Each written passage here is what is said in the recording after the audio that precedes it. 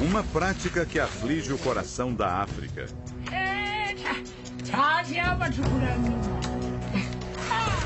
O sacrifício de crianças em rituais religiosos.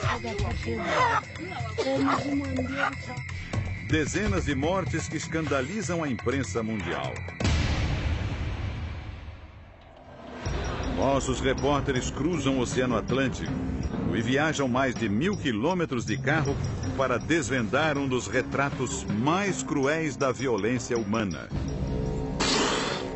Pela primeira vez, uma equipe de TV da América Latina investiga os mistérios por trás de cerimônias que prometem fortuna e poder em troca da oferta de uma vida. O que aconteceu com este menino? A gente vê o olhar de frustração dele, de tristeza, de horror. E com esta criança? Por que esta mulher chora dia e noite? Quem é o homem que luta sozinho contra os rituais macabros que levam à morte?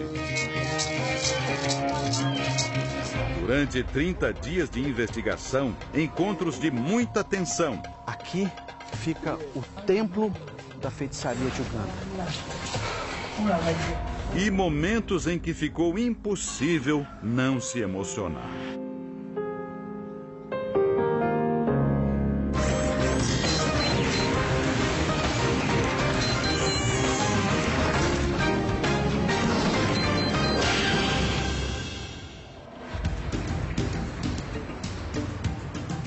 Kampala, capital de Uganda, uma metrópole cheia de contrastes, como a maioria das grandes cidades brasileiras. De um lado, bairros marcados pela pobreza. Do outro, grandes obras que refletem o avanço da economia. Uganda fica no coração da África, região leste do continente. Depois de décadas de atraso, o país atravessa um período inédito de desenvolvimento. Um país em franca evolução, uma expansão industrial gigantesca. Mas a boa notícia pode estar acompanhada de uma muito ruim: o sacrifício de seres humanos. Acredita-se que debaixo de cada prédio desse construído há a cabeça de uma criança. Nas manchetes dos jornais, os registros das atrocidades. Corpos de crianças mutilados, muitas vezes decapitados. Mas qual a finalidade de crimes tão bárbaros? E quem são as vítimas?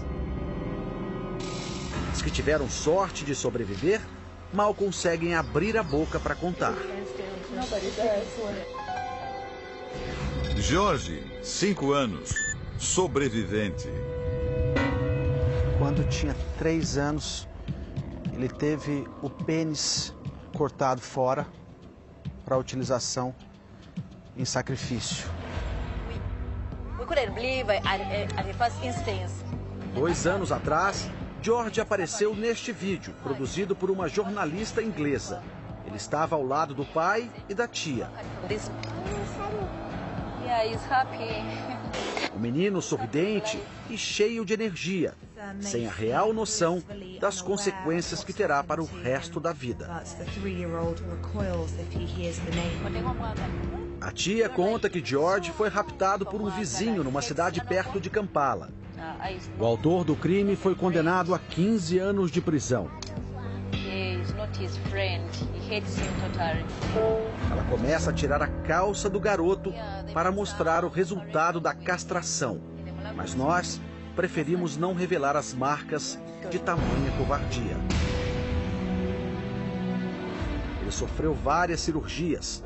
Os médicos retiraram partes do tecido dos braços e das pernas para a reconstrução do pênis. Dá um aperto no coração da gente também olhar para ele de frente assim.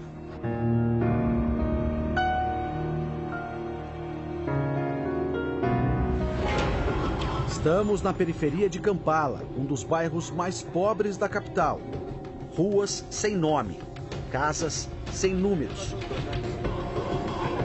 A polícia está investigando aqui nessa comunidade, eles estão investigando o aparecimento de uma criança nesta comunidade. Os vizinhos todos denunciaram que essa criança não faz parte dessa região. Por isso a polícia está investigando, porque há uma suspeita de que essa criança teria sido sequestrada para ser utilizada em rituais de magia negra, de feitiçaria.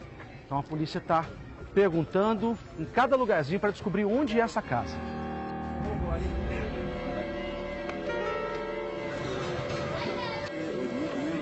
Eles não podem conversar com a gente, eles não têm autorização para isso, eles só estão avisando a gente que a casa é para cá.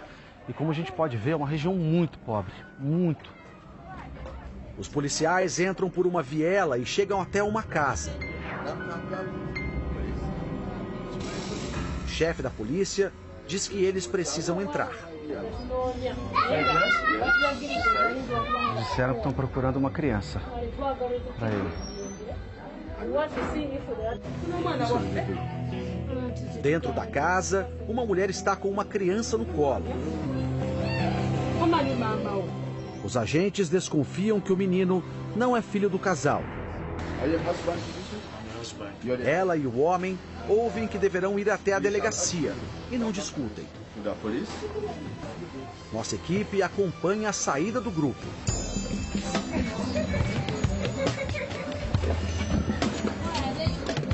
O menino vai agarrado ao homem. Como saber se ele é filho do casal? Ou se foi raptado para mais um ritual de bruxaria?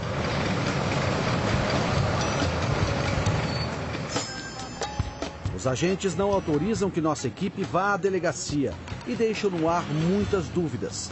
Será que a criança está mesmo em perigo?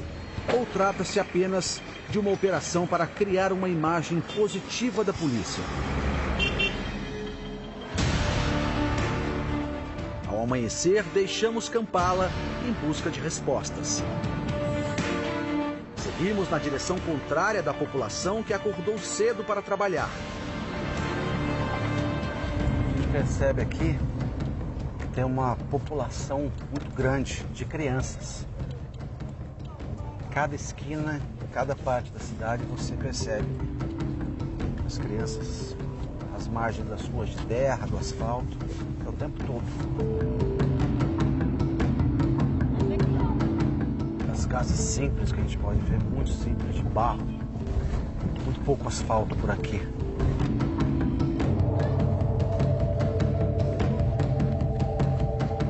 Chegamos à casa de uma mulher que faz rituais de feitiçaria.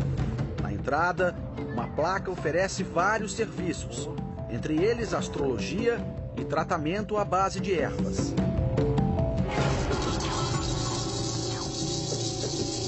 Dentro da casa, a mulher atende um homem que está com problemas financeiros. Ela fala um dialeto muito antigo da região. Ela usa vários objetos e até animais. Uma cerimônia que dura mais de 1 hora. A galinha é parte importante do ritual. Agora a mulher atende outro cliente. Ela passa uma substância no nariz dele. O homem deita e logo começa a tremer.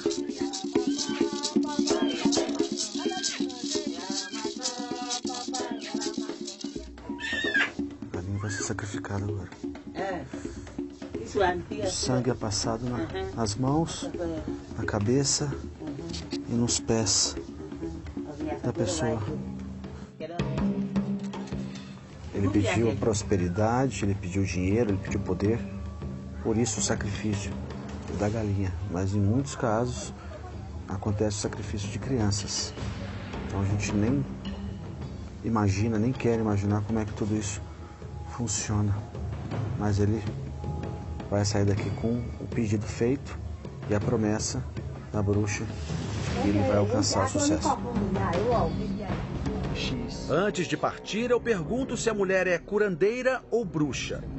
Ela responde em dialeto que não há diferença entre curandeirismo e bruxaria ou feitiçaria. E explica que usa os rituais para entrar em contato com os espíritos e, por meio deles, ajudar os clientes. E o que ela acha do sacrifício de crianças? Ela está dizendo que nunca fez sacrifício com crianças. Isso aí acontece em Kampala, que é a capital, mas aqui isso não acontece. Será mesmo que as crianças que vivem longe da capital estão livres do perigo? Uganda já foi uma colônia inglesa. Depois que se tornou independente, em 1962, o país enfrentou várias crises políticas e conflitos sangrentos pelo poder.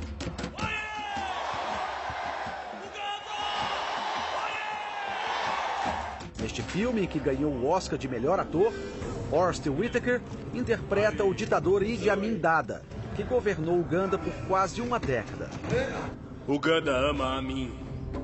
O período ficou marcado pela violência do regime contra os opositores. Um regime ditatorial em que, estima-se, morreram entre 300 e 500 mil pessoas assassinadas. This is the guy, Joseph Kony. Em 2012, Uganda voltou ao noticiário internacional por causa deste vídeo, um dos mais vistos até hoje na história da internet. Trata-se de uma campanha feita por uma ONG americana para denunciar os crimes praticados por este homem. Joseph Kony, líder de um exército clandestino em Uganda. Kony é acusado de raptar crianças e adolescentes para atuar como guerrilheiros. Mas a campanha levantou várias suspeitas. Qual o destino do dinheiro arrecadado via internet?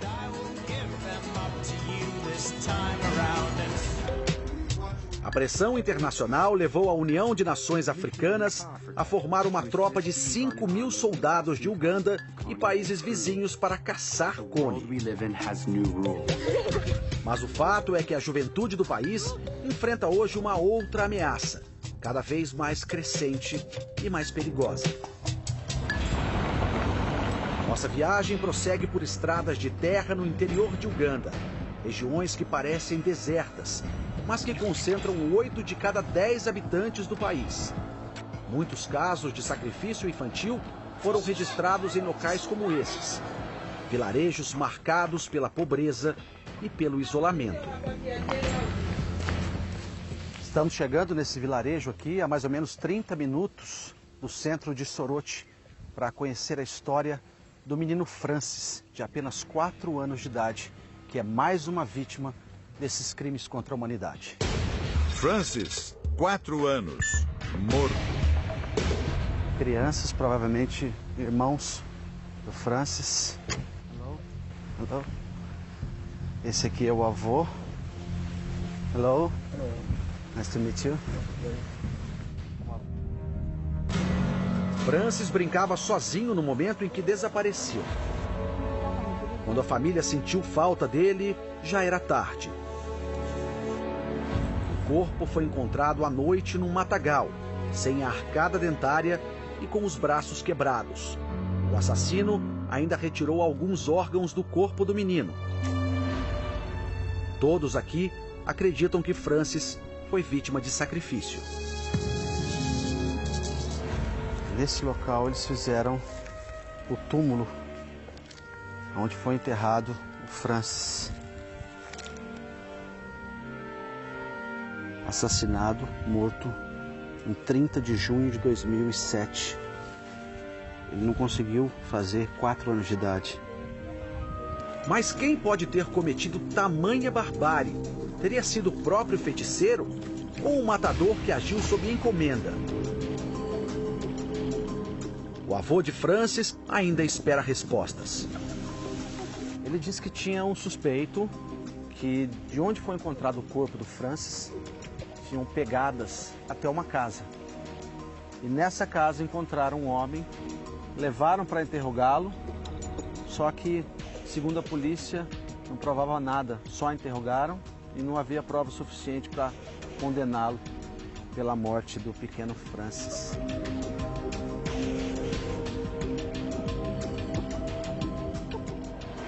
Gideon, 4 anos, morto.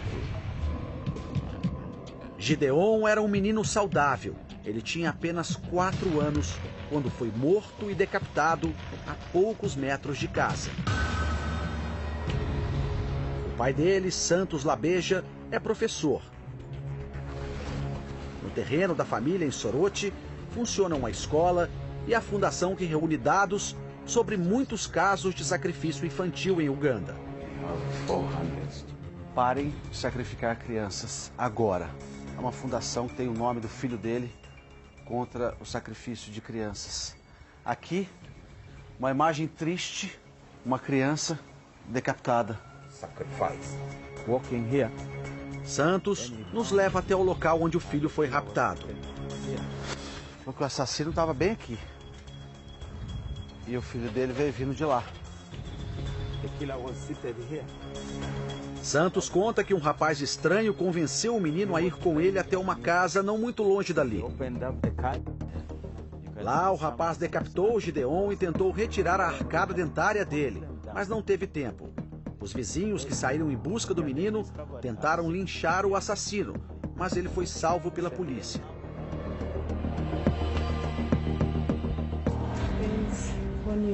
A mãe de Gideon diz que a dor da família só piorou quando a identidade do criminoso foi revelada. Ele é filho de um oficial militar. Segundo ela, o rapaz fugiu da cadeia e nunca mais foi visto. Para a família, ficou a sensação de impunidade e injustiça. A energia que essa casa traz é de muita tristeza. E que, pelo jeito, não vai acabar nunca. Santos conseguiu transformar o sofrimento em força. Ele pesquisou e catalogou ataques contra crianças e adolescentes desde 2006, o ano da morte de Gideon. Foram 94 casos e pouquíssimos sobreviventes. Os registros da Fundação Gideon trazem dados assustadores. Vários ataques tiveram a participação de parentes das vítimas, até mesmo dos próprios pais. William, 11 meses, sobrevivente. Esta mulher afirma que o filho de 11 meses foi raptado por um tio. Ela diz que conseguiu salvar o bebê quando o homem começava a cortar a garganta da criança.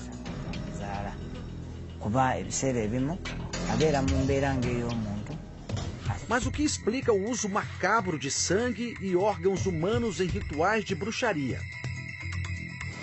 Para o professor que teve o filho de 4 anos assassinado, a explicação pode estar numa pesquisa que revelou que 2 em cada 10 ugandenses acreditam em feitiçaria. Os bruxos incentivam a crença e aproveitam para ganhar dinheiro. Eles convencem os clientes de que o sacrifício de meninos e meninas traz sucesso, poder e riqueza. Muitos habitantes de Kampala acreditam que um prédio comercial construído sobre a cabeça de uma criança é garantia de bons negócios. Na lista de crimes levantados por Santos Labeja, há o relato assombroso de uma criança enterrada viva na fundação de um prédio. Os responsáveis pela obra nunca foram punidos. Hoje vamos nos encontrar, depois de muita insistência, com um dos bruxos mais conhecidos do país, Jumba Gyanesawa. Ele também é conhecido como bruxo Djadja. Segundo ele, aqui fica o templo da feitiçaria de Uganda. Um assessor do bruxo nos orienta a lavar as mãos e a cabeça para nos livrar das impurezas. Só então temos acesso ao jardim e ao altar, onde as pessoas revelam seus problemas antes de ter contato com o bruxo. Ebra é esse menino aqui de 11 anos de idade, foi trazido aqui pela mãe. Dizem que ele está com um espírito ruim dentro dele, que pelo que nós entendemos da medicina normal é um ataque epilético. Só que aqui eles não avaliam dessa forma nem a crença da mãe. Para a mãe, o Ebra de 11 anos está com um mau espírito dentro dele. Por isso, ele veio para cá para tentar se curar. E é o que a gente vai mostrar daqui a pouco. Enquanto esperamos o bruxo, 2 assessores falam sobre ele. O cinegrafista deixa a câmera ligada e registra a conversa. Eles contam que o bruxo é um homem muito poderoso, que esta casa é protegida pelo exército. A mulher explica. Djadja é amigo do presidente de Uganda, Yoweri Kaguta Museveni, o homem que está no poder desde 1986. E a pedido do próprio presidente, o bruxo ajudou na campanha que o reelegeu para mais um período de governo. O cinegrafista pergunta se essa ajuda incluiu sacrifícios. A mulher responde: fizemos tudo o que foi preciso para que o presidente fosse reeleito. Chegou a hora de conhecer o bruxo mais famoso de Uganda. O homem nos recebe com um sorriso. Bom, Djadja. Nice to meet you. Djadja, dizendo que nós somos muito bem-vindos aqui. A fogueira já foi acesa. Djadja com todos os colares dele, são muitos. Ele vai trocar de roupa agora. São as roupas que podem ser utilizadas aqui dentro, que funcionam durante a feitiçaria que ele faz aqui dentro desse espaço. Durante a sessão, o feiticeiro nos pede para depositar dinheiro junto às oferendas, cerca de R$5 em moeda local. Em seguida, ele entra numa espécie de transe.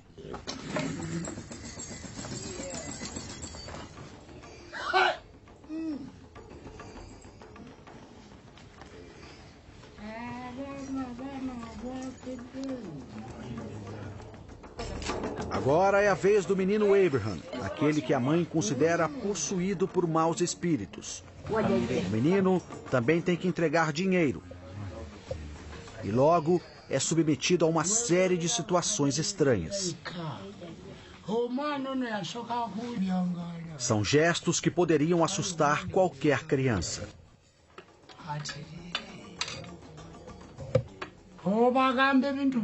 O bruxo cospe no menino.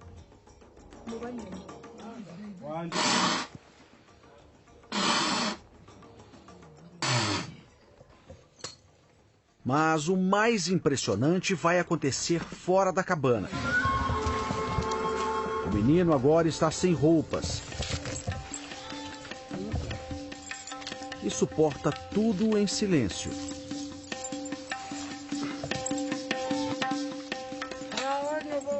O ritual prossegue com ramos de plantas e raízes.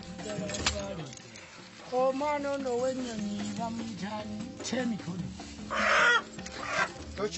feiticeiro repete a ação com uma galinha viva.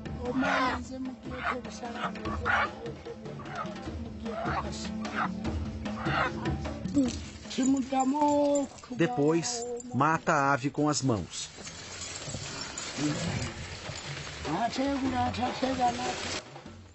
E mais uma vez, cospe no garoto.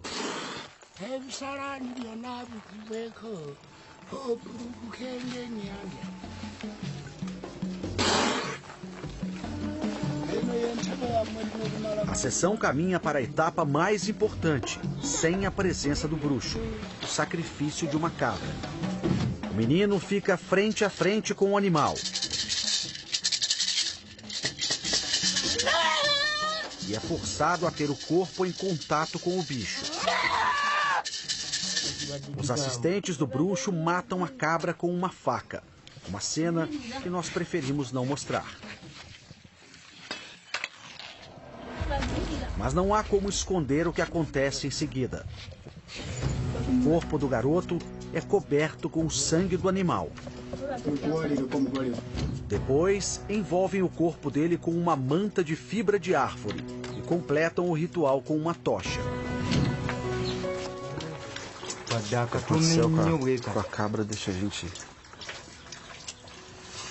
Imagina quem faz isso com criança, Jesus. Qual o significado de todo esse ritual? O feiticeiro concorda em dar entrevista. Ele explica em dialeto que o menino ficou doente porque os pais dele deixaram de cultuar os espíritos dos antepassados. E por que o sacrifício de animais? O bruxo diz que a galinha foi para pedir perdão. E a cabra para amenizar a fúria dos espíritos e afastá-los do menino. Djadia afirma que o garoto não está curado ainda e que os pais dele também devem participar dos rituais para acertar as contas com os espíritos. Mas se os rituais têm sangue de seres vivos, como evitar o sacrifício de seres humanos? No final da conversa, ele mostra um álbum com fotos da campanha em que ajudou a reeleger o presidente de Uganda, mas esclarece que o auxílio foi só com o pedido de votos. Na opinião dos que lutam de forma solitária contra o sacrifício infantil, a reação das autoridades de Uganda está muito longe de atingir resultados. De acordo com relatos publicados em jornais de Kampala, um morador da zona rural chegou a vender o sobrinho por cerca de R$11 mil. Na capital, o corpo de uma criança pode custar bem mais, até R$50 mil. Em todo o país, homens e mulheres fantasiados de bruxos seguem livres para praticar rituais macabros. Feiticeiros ou criminosos? O criador da Fundação Gideon afirma: é preciso chamar a atenção para essa tragédia quase invisível aos olhos da humanidade e evitar que o futuro de meninos como George seja destruído pela ganância de falsos curandeiros.